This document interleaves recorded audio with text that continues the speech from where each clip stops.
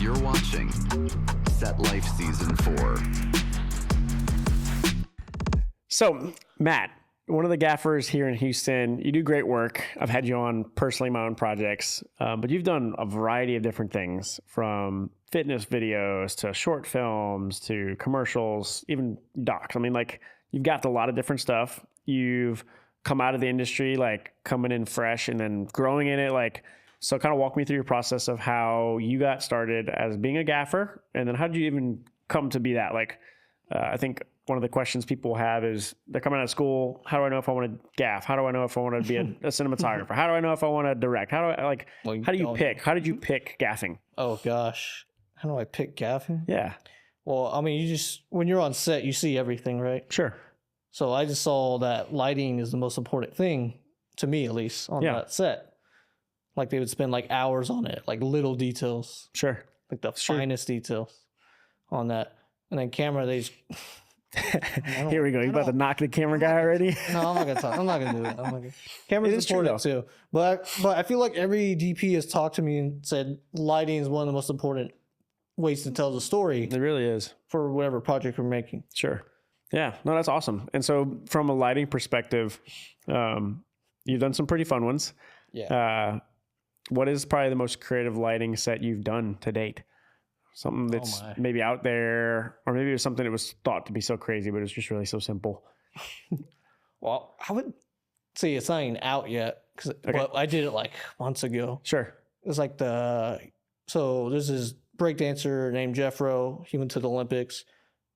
His best friend is Sean. You probably met Sean. Yeah. Yeah. So we're doing like a documentary thing. And we shot it here actually at 401. Nice. Studio One. Great place to shoot. So we're doing crazy stuff for that. I wouldn't say my lighting was crazy. It was just that was crazy. Wow. The breakdancing stuff. Yeah. So like how did literally you, just what doing was your lighting setup for that? Like literally we had the softbox. Yep. And then I had a spotlight and they were just going and like very simple, but it's just like because obviously whatever is on the image is the most important. Yeah.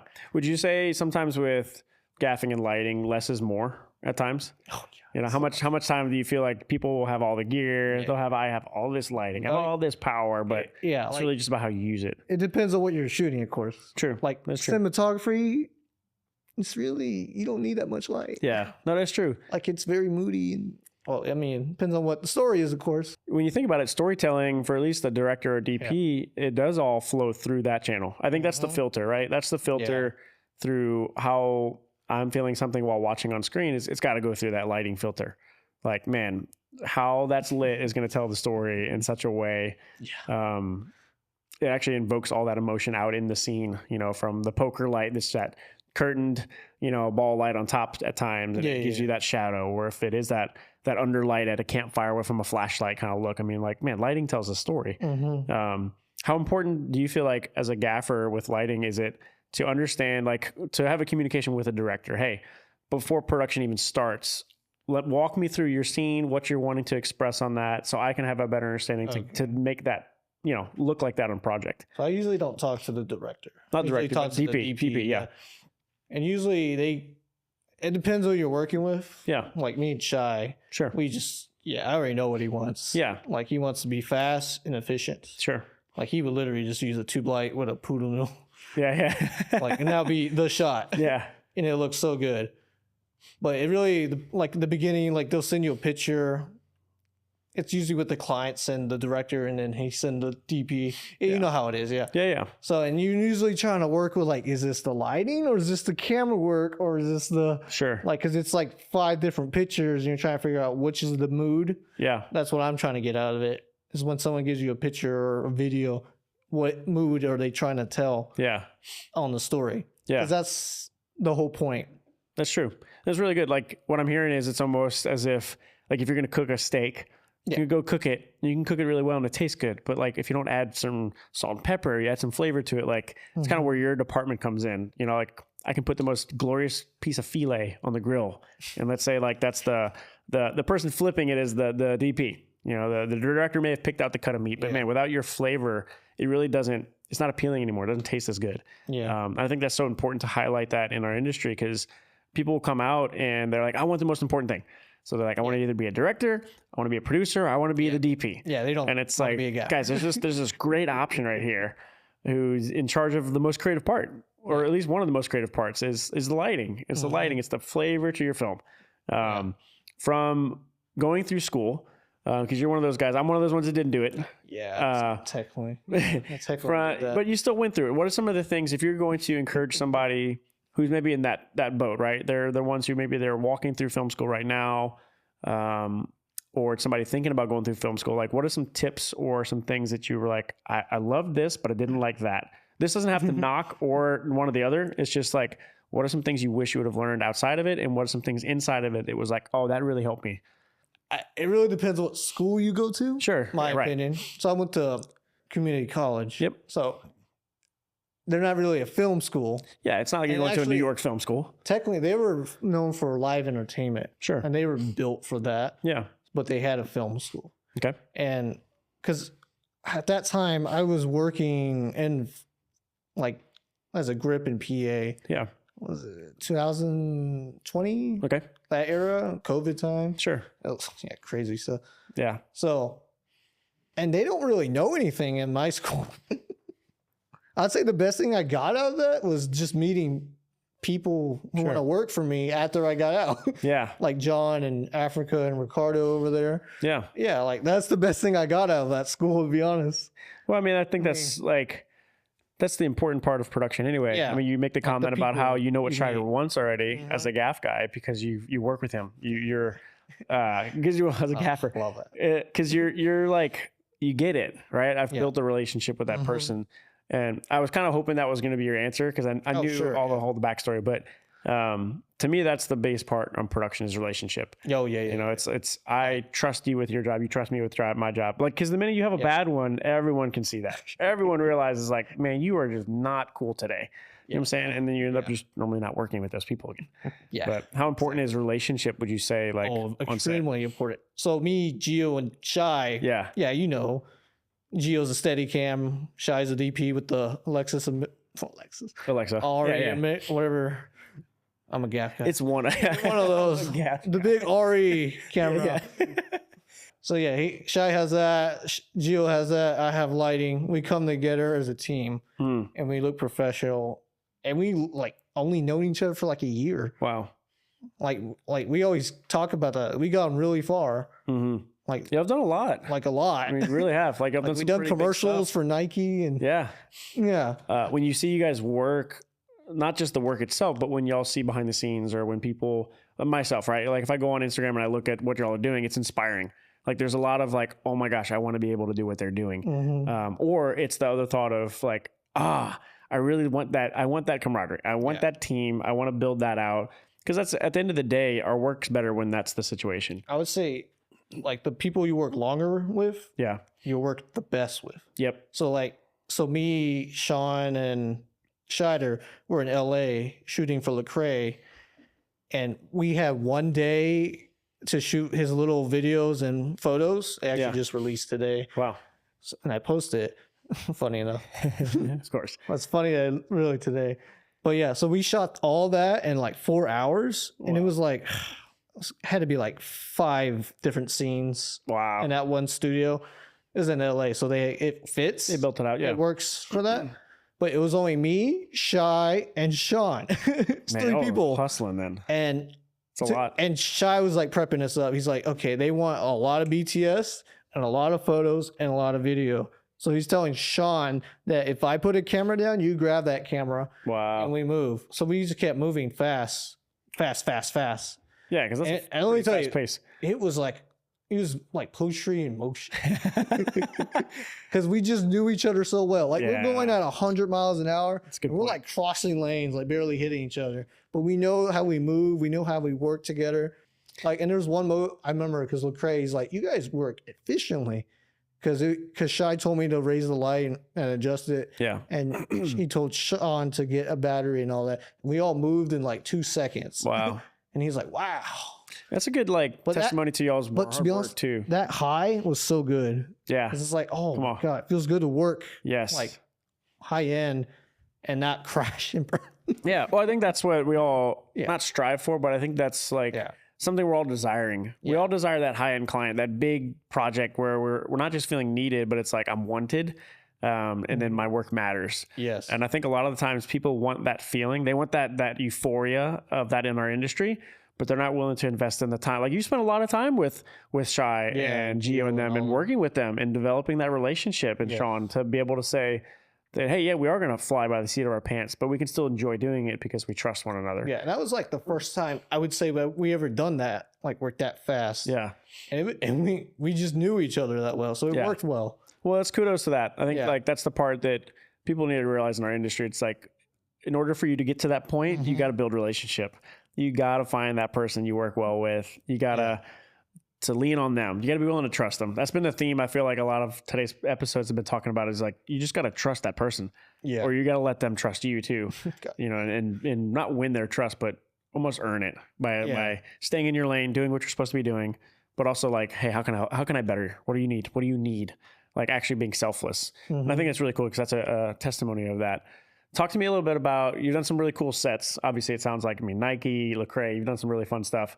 I know personally, I've seen this viral video that's going around of you guys working for, was it Bad Bunny? I think they did one. No. BuffBunny. BuffBunny. Sorry. Two different ones. There's too many bunnies in the world, but BuffBunny.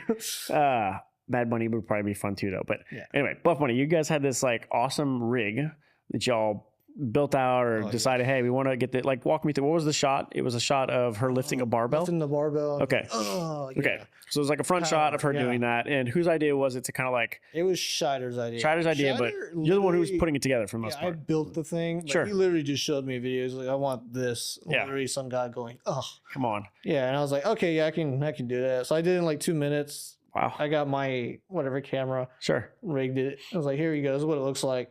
But you need someone to hold it, of course. Yeah. So it just went. Yeah. Pretty funny. That's pretty cool, though. I mean, that the fact that he's like, I just want this. Just do this. Give me something like this. And you just went off to the races and made it. So walk me through what was the components of that. For somebody who's like, okay, I'm young in this. I don't really fully know what that was. It looked like you had 2 knuckles going with some C-stand arms. Is that what that was? Gear. Yeah. Like, what was the gear you used for that shot? We can reference that shot, I guess, here in video, like, but the most simplest, because I don't have any rigging stuff. Sure. Because everything in filmmaking. Yeah. It's expensive. Mm-hmm. Sure like, is. A little tax on it. So I just literally use C-stand arms. Okay. And Cardellini's or Maffalini's. Or sure. Whatever leanie it is. So I use that and the grip heads or Gobo or yeah. Everything has a name. So I just put the arms, attach them together, put a spigot, and then put the camera on the spigot. Boom. Wow. And she picked it up. Camera guy hold it while she picks it up. So how important would you say, like, I mean, because we just threw out a ton of terms. Yeah. Right. If that makes like sense. If you're a person who's walking through film school or you're not, like I didn't come from that. Is it like imperative that you know all those terms? Like when you said all that, I'm like, bro, you're talking about pastas, bro. I don't know what any of that is. If it's what you're doing, yes. Yeah. Like everyone should know what a stinger is and a C-stand. Sure. I think there's levels to, in the same time. It took me a while to know what that is. Like, what the hell is a stinger? Well, I mean, like, I think there's levels to it in the sense of like, like I don't know camera stuff. Yeah, well, that's the same way. I don't know all the gaff stuff at times. I know what I need to know that allows me to communicate, but I think it's imperative that, for a person walking in your shoes and says, no, I want to do this. I want to do lighting. Yeah. Well, yeah, you're going to probably need to brush up and learn your terms of set talk. You would absorb it because when you're on set, I usually tell my interns, I'm like, go get this. Yeah. And then I tell them what it is. What it technically should be called. Yeah. Go get a stinger. And I'm like, what the hell is that? I'm like, get a extension cord. Yeah. But stinger. Yeah, it brings up a good point because you're going to learn that in the moment. Yeah. It's actually learning it because you're doing it. It's not just like, hey, here's a list of terms. You're going to take a test on it. Yeah, no. I'm going to say this and you're going to tell me what it is or draw a line to the picture. It's like, go get the combo stand. They're like, go get the triangle pyramid looking thing. Yeah. That's how I usually go. But I'm like, combo. Remember that. Now, what you're doing creatively on that was with camera, but had some to do with lighting as well. And then you also did one on a project we worked on together of a short film. You were the lead gaffer on that. You Yes. built this contraption. I don't even know what to call it because I think it was built with like plumbing pipes. What did you Yes. make? It was all made in my garage, like Tony. Was there like Tony? Was there inspiration on that? Like where did? Okay, we talked about. We had talked about. Give the viewer a chance here because this is like real for them. They're gonna hear this. Like Yeah. me and Shy, we've been like thinking of creative ways to make a Sure. shot. So I was like, okay, I need to figure out how to make a camera do this. Yes.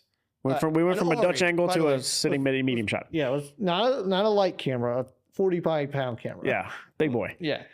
So I was like, I need to figure out how to do that. So I finally found one video that actually showed me what you need to make it move. Sure. And I was like, okay, bearing. Yep.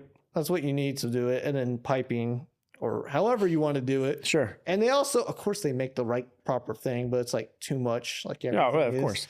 But I mean, that's what production is. Like, I don't want to buy the expensive gear. Piping in my garage. All you need to get is a bearing. Sure. I bought that, made it super heavy. Wow. Super, I mean, it took what? Pick it up? I didn't pick it up, but I definitely was directing on set and was noticing like, okay, Schreider was hands-on, and then it took for sure the AC. So it was two guys trying to operate that just rig itself. And you saw his face, right? Yeah. It's like, it was strange. I asked him, I was like, dang, is it really that heavy? He's like, dude. It was pretty heavy. I did pick it up once, and it was like, okay. So awkward. Yeah. But I feel like that gave it a little bit more opportunity to have like no shake. There was no shake in that. If I remember correctly, you just wanted a Dutch angle. You didn't want a whole. Well, I didn't know what. I was like, let me blow your mind. Yeah. And that was the cool part, I think, too. Like, and this goes back to explaining the relationship part of, I asked you, if I'm like, hey, I just wanted this Dutch angle to transition to something. Yeah. I didn't know what yet. But then when you built it out and showed me, it's like, oh, that's better actually than what I had visioned. It was like we went from a Dutch to a medium shot sitting up. And I was like, nah, that was it. I just wanted movement in a Dutch angle. But it was pretty cool to like, see the thought I had as a director, pass on to Gaff, built it, designed it, and it turned out to be better than what I expected. And I think that hits the nail on the head of like everything we're talking about today of like relationship matters. It really does matter. Yeah. Having your knowledge matters. It really does plays a big part if the lane you're in to know those terms.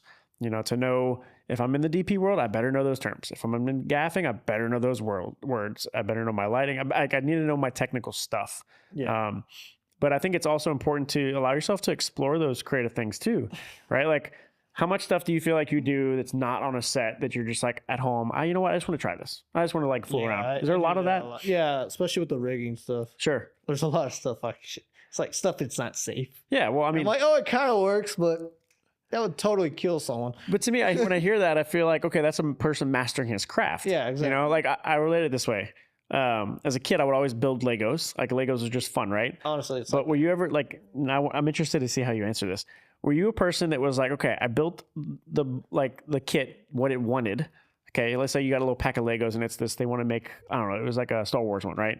You built the TIE Fighter, but then after you're finished building it, a couple weeks go by and you're like, you know what? I don't really want to build that anymore, but I'm gonna take those pieces. I'm gonna make something else out of it. You just got creative. I built my own thing. Yeah. Was that something you felt like? Maybe you don't have to be direct with Legos, but like you did that? It was Legos, yeah. Yeah. And so I grew up, all I had was a big tub of Legos from like family. They were like, here you go. Here's a big tub of random stuff. Yeah. That's probably worth a lot now because Legos is insane. Like literally is like the pirate thing. Yeah. But it's never like fully built. Everything's missing. Yeah. So you literally just build whatever you can. I feel like that's in the same way with like what I'm trying to express is, well, you're doing that. You're still doing that. Let me tell you. So I looked this up. Okay. So I figured out why it's so satisfying for me. Okay. So I figured out it's called dyslexic thinking. Dyslexic thinking? Yeah. Okay. So I learned that. I learned that from big rich guy. I forgot his name. Branson. Big rich guy. No, he's really rich. He's dyslexic. Okay. I forgot his name. I'm dyslexic. Yeah. Well, perfect. You probably have this too. So dyslexic thinking is like we're not good at reading, obviously. Mm-hmm. Like it's slow. Like, yeah. I'm sure you struggle with that too. Yep. It's but we are very creative. Yep. It's true. So can you solve a Rubik's Cube? No. So I could. Okay.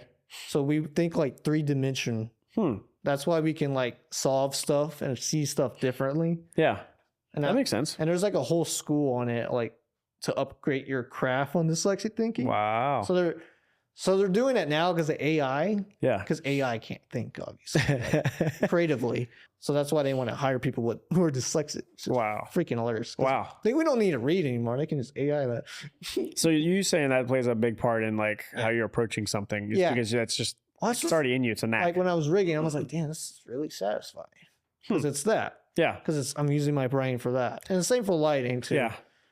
But lighting is whatever is happening at that moment. Yeah. I feel like lighting is one too where there's a lot of good rules, right? There's like things, you know, if I want this to look this way, I'm shooting the shadow side. You know, if I'm wanting it to, like it's still creative, but there's some hard, fast rules you want to stick to. I'll give you a better example. So cinematography, you should follow the rules. Yes.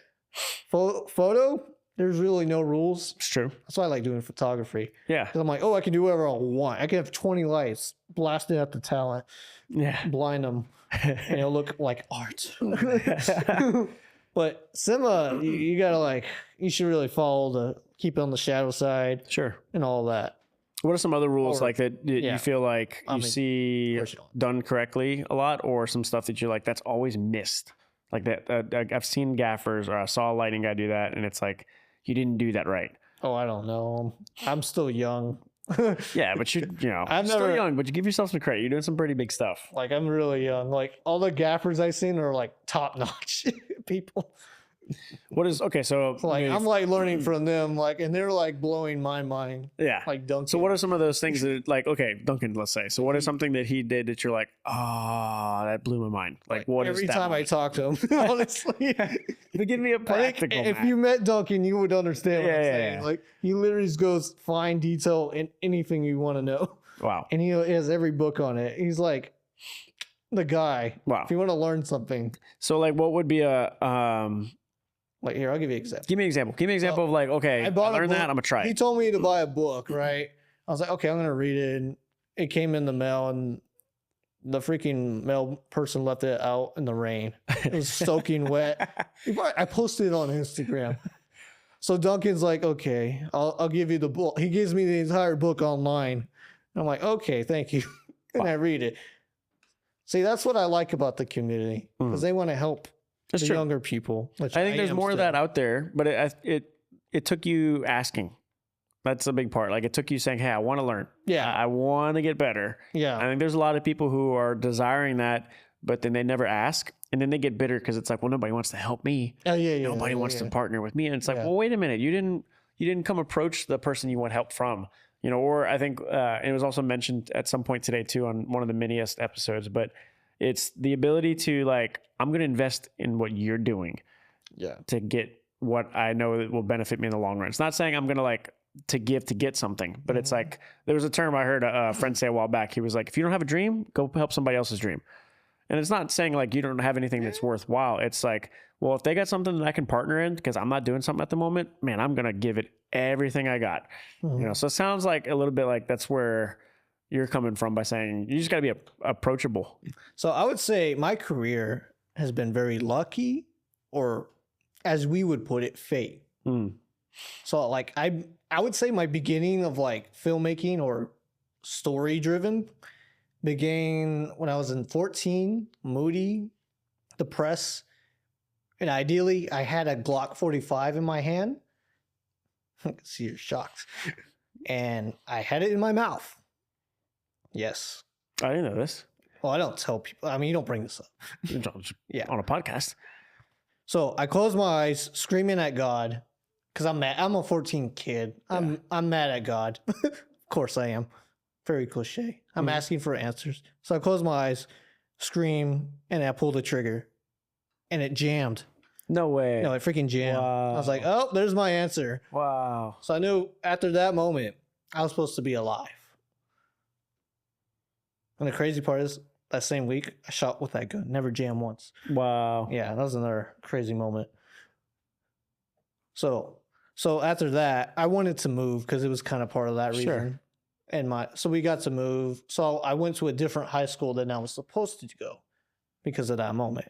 And because of that, I met Miss Rubottom, Raven. That's what she probably wouldn't be called as. Yeah. So I met her. And here's the craziest part. That's why I believe in faith. Yeah. So we're in high school.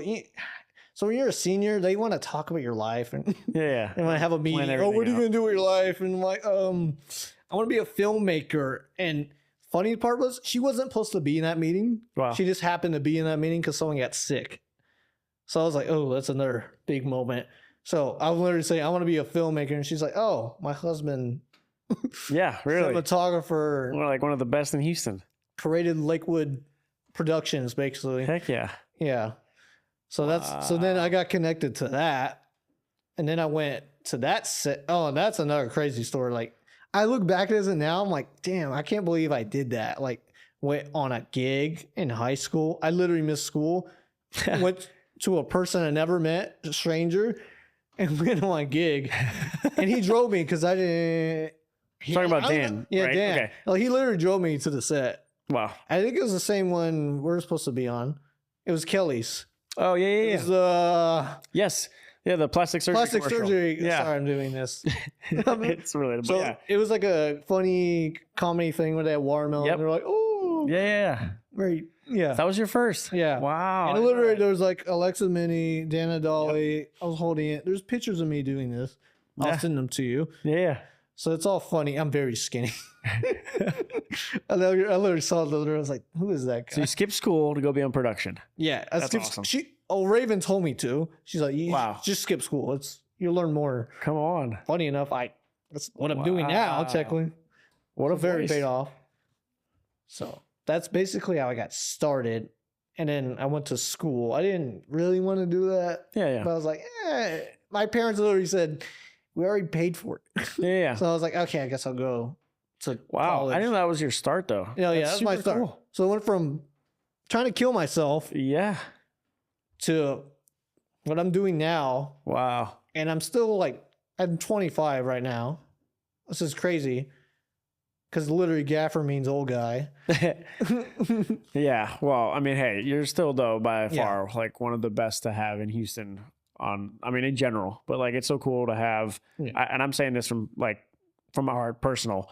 It's nice to have somebody who's not an old guy, who I'm calling up, who gets it, who understands what I'm asking for on set, who understands it from like a person to person basis. Yes. You know, like, okay, the old guys are great. They got all the gear you could ever want. They got, knowledge. Everything they got knowledge. They got all the stuff they can make my stuff creative. But at the end of the day, they may not know who the heck, BuffBunny is.